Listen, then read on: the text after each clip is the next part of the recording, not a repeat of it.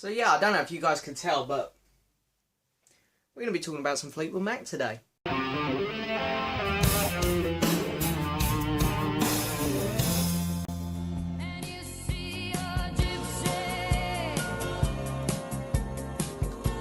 So hello and yes, welcome back to another video, guys. Now then, it is time for an album review today.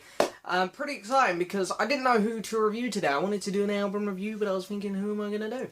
And there were a few different artists I had in mind. You know, I've been listening to a lot of Kate Bush, Blondie lately. And then I've been wanting to do a Ringo Starr review because I've done reviews for all three of the Beatles solo, but Ringo Starr yet. So I do want to do a Ringo album soon. But then I also remember back that I reviewed an album by Fleetwood Mac, which actually isn't on display in the background. Behind the Mask. Yeah, it is Behind the Mask. And I said I was going to go in chronological order backwards with their albums, but I'm skipping Tango in the Night because I did review this one a while ago on my channel, so there's no point me talking about that one again. So yeah, we're going in chronological order backwards, but I'm skipping Tango in the Night. So the next one up, of course, is Mirage by Fleetwood Mac. So yeah, in this review, what we're going to do is we're going to do the usual. We're going to go over a bit of information on the album. We're going to go over each track individually and mark each track individually out of 10. And when all that's done, I'm going to show you my copy of the vinyl record. We're going to mark the artwork out of 10. Then when all that's done, we're going to add up all the scores given and divide it by the total number of scores given, which will give us an overall marking for this album out of 10. And normally at this point in the video, I will say we'll then put it on the album ranking board to see where it ranks compared to other albums I've reviewed here on this channel. However, the album ranking board still doesn't have a home because my room's recently been redone and the album ranking board is still folded up. So we won't be able to do that today, unfortunately. But in one of my next album reviews, the album ranking board will hopefully have found a home and you'll be able to see this album on the album ranking board. So we'll have to wait and see on the album ranking board. So we're going to have to skip that today, unfortunately. But other than that, everything else is still going to be here. But anyway, should we get started? So Fleetwood Mac's Mirage, this is quite a popular album with Fleetwood Mac fans. And I will say straight off the bat, I'm a fan of this album. You know, Fleetwood Mac had, since Lindsey Buckingham and Stevie Nicks joined the crew, we got these two fantastic albums here. We got the self-titled and then Rumours. And then there was so much hype and build-up after Rumours that Fleetwood Mac came out with Tusk. And Tusk is a very controversial album. Some people love it, and then some people hate it. I'm not sure where I am. I'm kind of in the middle. I don't mind the album. It's okay. I don't hate it, but I don't love it. So at this point, Fleetwood Mac had taken a bit of a back seat. They weren't the formidable force that they were prior to Tusk. However, they were still a very big, very respected band. So there was a lot of interest still on this album. Also, two of the members from Fleetwood Mac had gone out and made their first solo albums. So Lindsey Buckingham, of course, with his first solo album here, Law and Order. And then Stevie Nicks had done it as well with Belladonna. And Belladonna was actually a #1 album. So Stevie Nicks had gone out in a big way. And I think Lindsey Buckingham had also gone out in a big way, but not in the same way Stevie Nicks did. Stevie Nicks did, she went out in a big way, massive album. She had a song on this album with Tom Petty, which done really well as well. Lindsey Buckingham's album didn't do fantastically well in the charts, but I think it gained a lot of respect because it showed his more creative side. And even though he was created in the first 3 Fleetwood Mac albums he was involved in, this album kind of took him to new lengths in his in the way that people look at him. And he would even continue to do so in future solo projects. Great example is Go Insane here. And especially today with his newer stuff, I really think that Out the Cradle and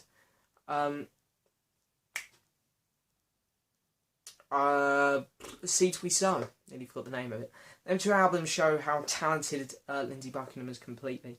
So I think both of them, Stevie Nicks and Lindsey Buckingham, started their solo careers brilliantly. And, it's quite interesting that then they still wanted to come back and do Fleetwood Mac projects, because a lot of people who were in bands, of course, it was either one or the other. They were either in the band or doing their solo career. So it's great that Stevie Nicks and Lindsey Buckingham during the 80s could kind of go back and forth between the two. Well, not for all of the 80s, as we saw on Behind the Mask, but I think Lindsey Buckingham was quite right to skip out on that album. But anyway, so yeah, this was technically Fleetwood Mac's 13th studio album. but it's the fourth one with the classic lineup. It was released on the 18th of June 1982. It got to number 5 in the UK, so pretty good spot. You know, I think you can tell here that Tusk was a bit damaging to them, but I mean, hey, you know, it is what it is.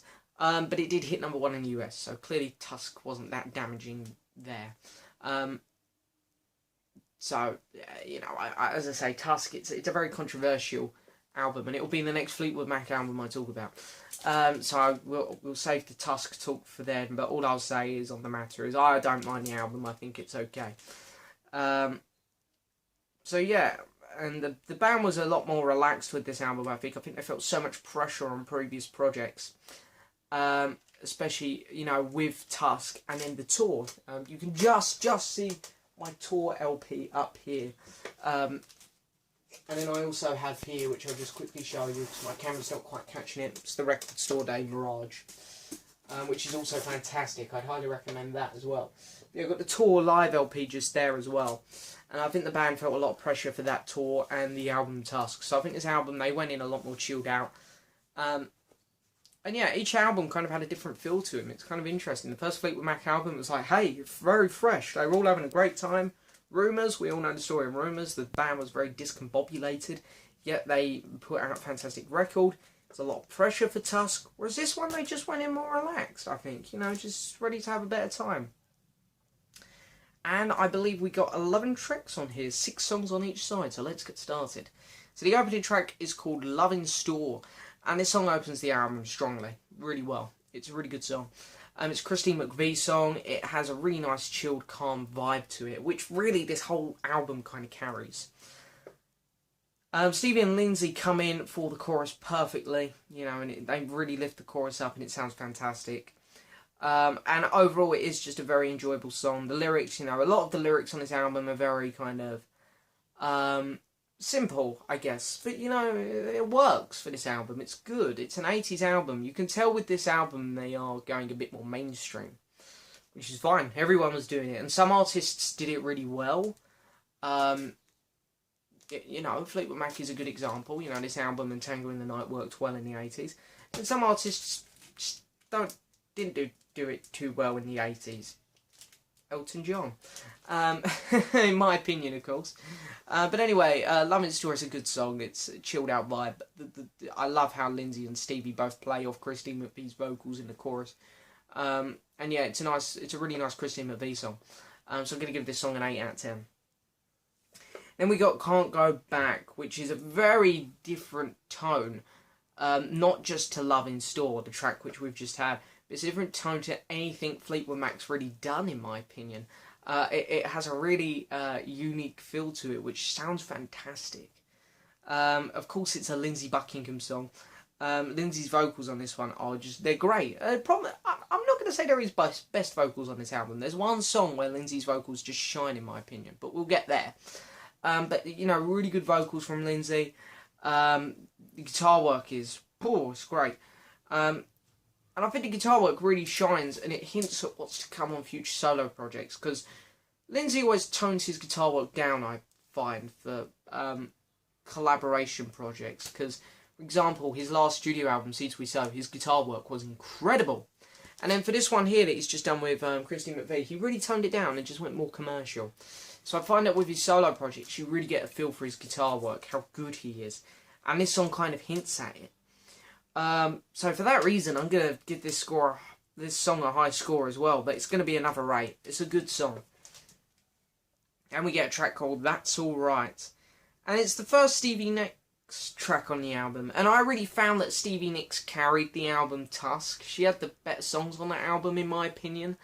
And this song here just isn't as good as the first 2 tracks, I find. So it's almost like a role reversal. It's like Stevie, you know, so far on the album, you know, because, you know, it's only one song. We haven't got to the other Stevie tracks yet. But I find this song here it's a bit shaky compared to what, you know, the previous 2 tracks and to what Stevie Nicks was doing on the last Fleetwood Mac album and on her first studio album. It's almost like a leftover Stevie song. It's like, I didn't make my solo album, which I put more effort into, so I'll use that one for the band. But, you know, I could be wrong. I probably am wrong. But, you know, it's a good song. I don't want to, you know, shit on it or anything. It is a good song. It's enjoyable, but the song, you know, it's got some good moments to it. Stevie's vocals are great as always. I really love Stevie Nicks' vocals. She's one of the best female singers in my opinion. And Lindsay's backing vocals work really well with her as well. It's just a nice chilled song. It doesn't really go anywhere, to be honest, but it is good. It's a nice, well-rounded song, well-produced. I'll give this track a 7 out of 10. And we get a track called Book of Love, and I think this song had a lot more potential to be amazing, but it is still very, very good. I really enjoy this song, mainly because every member of the band gets a moment on this song. You've got a kick-ass drum beat going the whole way through it, which is really cool. Lindsay really shines on this song. It is his song, so, you know, that's why he shines. But the backing vocals are just amazing. These are the best backing vocals on the album. You know, Stevie Nicks and Christine McVie both have some fantastic moments here. And also, John McVie has a fantastic bass line throughout it as well. So I really feel this is the best song for the band. They all get a moment on it, and it just really does sound well. It's like a well-rounded song. It's really good. And for that, I'm going to give it an 8. And then we get on to the song Gypsy, which is probably the most famous track off the album. I think I'm right in saying that. Song, you know, most of these songs don't really have much of a backstory, but this one does. This is about Stevie Nicks kind of reflecting, looking back on her life before, you know, her and Lindsay made it big with Fleetwood Mac. She was, you know, in an interview she said this song is kind of her just looking back on her and how she met Lindsay, because, you know, they were at a party, I believe, and they sung a song together, and they didn't see each other again till months later at college, and they recorded the album, it's right here actually, Buckingham Nicks, and they literally were living together, trying to get big with this album, and trying to make, you know, help the record sell. And they were literally just living in a small room with a mattress. They couldn't even afford a bed frame. And that's why she calls it Gypsy, because it was like they were living like gypsies almost. But it's really interesting because she then goes on to say that even nowadays she'll take the mattress off her bed sometimes and just lay on the mattress on the floor. Because she was so used to it. And, you know, it's very true. You know, your sleeping habits, you get used to that. And I find that really interesting. So that's kind of what the song's about.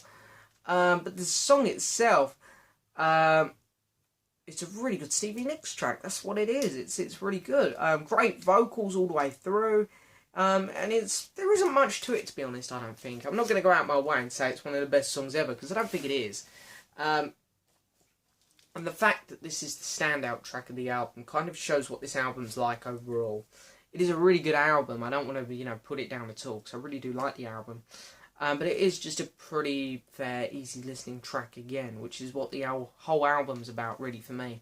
But it is good. I like it a lot. I'm going to give it an 8. Solid song. And then we get the closing track, Only Over You.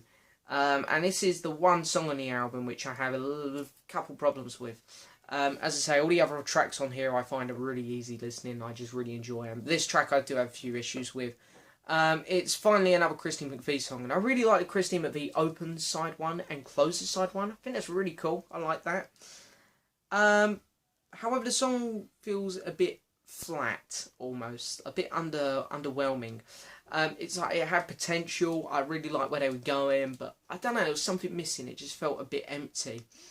It's not a bad song, of course. I still think it's a good song. But this one just doesn't move much or do anything. It sounds like it's building almost at times. And I remember the first time I listened to it, which was a long while ago. I've had this album for about 3 years now. I remember listening to it for the first time and just thinking, oh, it's just building, it's going to get something cool in a minute. And it never really pays off, unfortunately. It just never really gets there. But saying that, you know, it is I will use the word disappointing. I think at the end of the song, at least I felt a bit disappointed. But it isn't a bad song. There's nothing to dislike. And the vocals are great from Christine McVie. She's always great. So I'm going to give it a 6. I always say in my reviews, anything above a 5 is good. So a 6 is still a pretty solid score. But it is one of the tracks which I have a few issues with. But then we're moving on to side 2, where we get what is my favourite track on the album, Empire State, which is Lindsay kind of looking into New York and stuff, and just, you know, it's more experimental track. This is what you expect to find on a Lindsey Buckingham album. And the vocals, to be honest, the worst thing about the song is the vocals. If Lindsay's vocals were better, I think this song possibly could have got a 10. But his vocals are not great. However, I just love the feel to this song. It has so many different styles. I love how different it is. It's amazing how much is packed into one short song. 'Cause it's not long. It's only about 2.5 minutes to 3 minutes. But so much is packed into it. You just have a fantastic time with it. It is a really, really great song. So yeah, Empire State. I'm going to give that a 9 out of 10. And then Straight Back is the next song, and this is another Stevie Nicks song, and yeah, I really feel her tracks were definitely better on Tusk, because again, this one, it's a good song, it's another really good Stevie Nicks song, but it's really similar to Gypsy, not in the way it sounds, but in the way that it just, you know, Gypsy was good, I liked it, but at this point, you know, you want another Stevie Nicks song which kind of does flow a bit better, one that has a bit more of a chorus it's built towards more respectively. And this one does the same thing, it kind of just builds and builds, and you don't really get much from it. You know, it's not a bad song, it's pretty good, I do like it. It's just a bit of a stale song, it's not very memorable. But I don't mind it. It's a good song still. I'm going to give it a 7 out of 10 still. It's just, like, the feel of this album, especially, you know, the Stevie Nicks stuff at the minute. It's getting a bit old, and it's a bit like, you just want her to do something a bit more fresh, I guess, something that sounds different to the last song she done. And we're not really getting that too much on this album. But as I say, they are all good songs, so it's hard for me to be too critical of them. But anyway, 7 out of 10 for Straight Back. It's still a pretty good song. The next track up is Hold Me. This is a song about one of Christine McVie's past relationships, where the fella she was with, I think they were together 3 years, was an alcoholic. So that makes for a pretty interesting song, and it does. It's a good song. I would probably say, yeah, Christine McVie's best song on the album. You know, has a really funky beat to it, which I like. You can tell that the band, you know, trying to sound a bit more 80s. They're getting into the 80s vibe, and they're killing it, really. They're doing good at it. Yeah, and it's just a well-rounded song. Lindsay's great guitar solo on it. Best guitar solo on the album is on this song. Fantastic. So yeah, I'm going to give this track an 8 out of 10 as well. There's a lot of 8s on this album, you'll notice, probably. And I was noticing this when I was scoring it. I was a bit like, oh, I'm giving a lot of 8s out here. Yeah, so next one up is Oh Diane. Yeah, here we get a much more easy listening Lindsay song, I find. Because he's been quite experimental on this album, which is great, because it's when Lindsay shines, really. So this one's quite easy listening. And to be honest, I was thinking that this was going to be one of the weaker Lindsay songs at first, but it's so catchy, and this is Lindsay's possibly best ever vocal performance, I think. Honestly, his vocals are so good on this track. His vocals, I can't rave about his vocals enough on this song. They are incredible. Yeah, just fantastic. You know, when you talk about Lindsay, all of his solo albums and all the tracks he's had with Fleetwood Mac, this is, I strongly believe, one of the best vocal performances he's ever done. But yeah, you know, it's very catchy. It's just such a fun song. It's hard for me to be harsh on it, so I'm not going to be harsh on it, because I like it a lot. I'm going to give it another 8 out of 10. And then we get a track called Eyes of the World, which is a very different sounding song. It has amazing guitar work in it, this song. Really good. Again, really hinting towards Lindsay's solo career again, this track. I mean, when I say hinting, I've said that a few times now. You know, it's not like they knew what was coming. I don't mean it like that. I mean, it's like, you could tell the direction that Lindsay was going in as an artist. He wasn't going for the typical, you know, Don't Stop or The Chain. He was going in the more Seeds We Sow kind of route, where he wanted to be a bit more creative and shine on his guitar a lot more, which is fantastic because it worked so well. But yeah, it's a really cool song, this track. I really do like it a lot. You can tell a lot of effort went into this track, I think. The production on it is great. Some songs the production doesn't work brilliantly, Only Over You. And some songs the production works fantastically. You know, the Stevie Nicks songs, the production sounds great. This song, it sounds great. I'm going to give this track a 9 out of 10 as well. It's a really, really cool track. And then we get the closing track, which is a Christine McVie song, and Wish You Were Here. Weren't that an album? Yeah, we got a typical slow Christine McVie song. And I say that because I really like Christine McVie, but she always has to put this one really slow song on each album, it seems, you know, like Songbird or something. But, you know, it's a good track. I don't mind it. It's I'm not a big fan when Christine McVie does these really slow songs myself. I know some people love them, so, you know, this is just my opinion, guys. But, yeah, they kind of drone on a bit for me. It's not my cup of tea too much. But I do like it. I respect it. It's a good song. It is catchy. I'll still give it a 7 out of 10 because I don't want to just judge it on the fact that it's not my style of music too much. I want to judge it as, is it good? Is the production good? Is the music good? And it is. It is a good song. So I will give it a 7 out of 10 because I do respect the song. And it's a good song. So anyway, that's my take on Feetwood Mac Mirage. You know, overall, it's a good album. I like this album a lot. The only fault with it I have is that all the songs don't bounce off each other particularly well. But there isn't a bad track on here. They're all good. And they all have their moments. Every band member has a moment where they really shine on this album. Yeah, I just feel that, you know, by the end of this album, it's hard to get a standout song on it, really, you know. But then again, I do find Fleetwood Mac are a bit like that, you know. It's hard to get a standout song off Rumours because every song is so damn good. And Tusk, it's hard to get a standout track on, kind of for the same reasons as this one, I find. But anyway, it's a really good album, and as I say, if you haven't checked out this album, you got to do it, because it's well worth doing. It's Fleetwood Mac's best album of the 80s, in my opinion. So yeah, anyway, let's have a quick look at the vinyl, because I know the time's getting on now. So yeah, of course, we got Christine McVie, Lindsey Buckingham, Stevie Nicks here on the cover. And then if you flip it around, you've got John McVie and Mick Fleetwood there on the back. And for the record store day one, the stripped down versions, they've just flipped the cover. So that's the front cover and that's the back. I'd really recommend getting the record store day one as well, because it's very good. I love the inner sleeve. I love the artwork to it. It's fantastic. They've also brought back the penguin thing. And it's really cool because they've put him in like a little French gimmicky outfit. And they done that, I believe, because they recorded this album in France. So that's really cool that they've done that. You get all the lyrics there as well in case you want to have a little sing-along. And then here is the vinyl course on the Warner Brothers label. So yeah, fantastic. But anyway, yeah, so what I've done is I've added up all 12 scores, 6 songs on each song. That'll be 12 scores, plus the album artwork score, which I'm going to give a 7 to the album artwork.